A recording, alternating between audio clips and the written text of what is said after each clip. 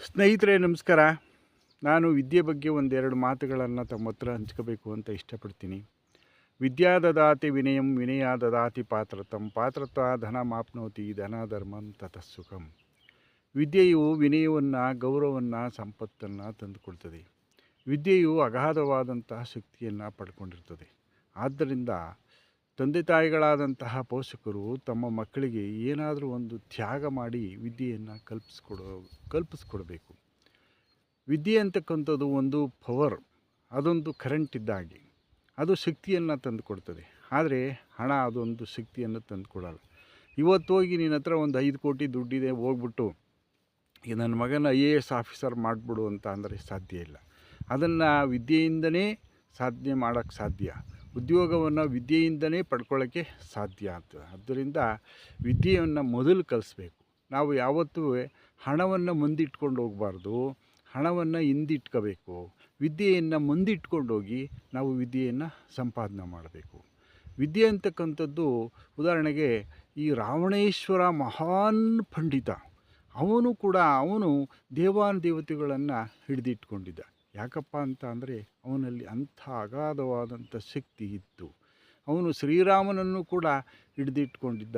ಶ್ರೀರಾಮ ಒಂದು ಸಾರಿ ಅವನನ್ನು ವಧೆ ಮಾಡಬೇಕಾದ್ರೆ ಇಂಥ ಮಹಾನ್ ಪಂಡಿತನನ್ನು ಹೇಗೆ ವಧೆ ಮಾಡೋದು ಅಂತ ಒಂದೊಂದು ಸಾರಿ ಯೋಚನೆ ಮಾಡ್ತಿದ್ದ. ವಿದ್ಯಾವಂತ ಒಳ್ಳೆಯ ಪುರುಷನನ್ನು, ವಿದ್ಯಾವಂತನನ್ನು, ಜ್ಞಾನವಂತನನ್ನು ಯಮದೂತನು ಕೂಡ ಒಂದು ಸಾರಿ ಸ್ವರ್ಗಕ್ಕೆ ಕರೆದೊಯ್ಯಬೇಕಾದ್ರೆ ಯೋಚನೆ ಮಾಡ್ತಾನೆ. ಯಾಕಪ್ಪ ಅಂದರೆ ಇಂಥ ವಿದ್ಯಾವಂತನನ್ನು ನಾನು ಕರ್ಕೊಂಡು ಹೋಗಬೇಕಾದ್ರೆ ಹೇಗೆ ಕರ್ಕೊಂಡು ಹೋಗಲಿ ಅಂತ ಅವನಿಗೂ ಯಮದೂತನಿಗೂ ಒಂದೊಂದು ಸಾರಿ ದುಃಖ ಆಗ್ತದೆ. ಆದ್ದರಿಂದ ವಿದ್ಯೆ ಅಂತಕ್ಕಂಥದ್ದು ಅತ್ಯಂತ ಮಹತ್ವವಾದುದು, ಅತ್ಯಂತ ಶಕ್ತಿಯುತವಾದದ್ದು. ಆದ್ದರಿಂದ ತಾವೆಲ್ಲರೂ ಕೂಡ ವಿದ್ಯೆಗೆ ಹೆಚ್ಚಿನ ಪ್ರೋತ್ಸಾಹವನ್ನು ಕೊಡಬೇಕು. ನಾವು ಇತ್ತೀಚಿನ ದಿನಗಳಲ್ಲಿ ನೋಡ್ತಾ ಇರ್ತೀವಿ, ನಮ್ಮ ಸನ್ಮಾನ್ಯ ಮುಖ್ಯಮಂತ್ರಿಗಳಾದಂತಹ ಸಿದ್ದರಾಮಯ್ಯನವರು ವೇದಿಕೆಯ ಮೇಲೆ ಯಾರಾದರೂ ಹೋಗಿ ಕೇಳ್ತಾರೆ, ಸರ್ ನಮಗೆ ದೇವಸ್ಥಾನ ಕಟ್ಟಿಸ್ಕೊಡಿ, ಸಮುದಾಯ ಭವನ ಕಟ್ಟಿಸ್ಕೊಡಿ ಅಂತ ಕೇಳಿದಾಗ ಅವರು ಒಂದೇ ಮಾತಲ್ಲಿ ಹೇಳ್ತಾರೆ, ಮೊದಲು ನಿನ್ನ ಮಕ್ಕಳನ್ನ ವಿದ್ಯಾವಂತನನ್ನಾಗಿ ಮಾಡು, ಆಮೇಲೆ ನಾನೆಲ್ಲ ಕಟ್ಟಿಸ್ಕೊತೀನಿ ಅಂತ ಒಂದೇ ಮಾತಲ್ಲಿ ಹೇಳ್ತಾರೆ.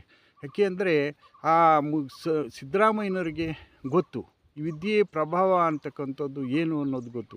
ಯಾಕೆಂದರೆ ಅವರು ಈ ಸಂವಿಧಾನದ 224 ಸದಸ್ಯರಲ್ಲಿ ಯಾರಾದರೂ ಸಂವಿಧಾನದ ಬಗ್ಗೆ, ಕಾನೂನು ಬಗ್ಗೆ ಎಂಥ ಪ್ರಶ್ನೆಯನ್ನು ಕೇಳಿದ್ರೂ ಸಹ ನಿಕೃಷ್ಟವಾಗಿ, ಅದ್ಭುತವಾಗಿ, ನಿಸ್ಸಂಕೋಚವಾಗಿ, ಧೈರ್ಯವಾಗಿ ಉತ್ತರವನ್ನು ಕೊಡ್ತಕ್ಕಂಥ ಮುಖ್ಯಮಂತ್ರಿ ಈ ಪ್ರಪಂಚದಲ್ಲಿ ಭಾರತದಲ್ಲಿ ಯಾರಾದರೂ ಇದ್ದಾರೆ ಅಂದರೆ ನಮ್ಮ ಸನ್ಮಾನ್ಯ ಮುಖ್ಯಮಂತ್ರಿಗಳಾದಂತಹ ಸಿದ್ದರಾಮಯ್ಯನವರು ಮಾತ್ರ.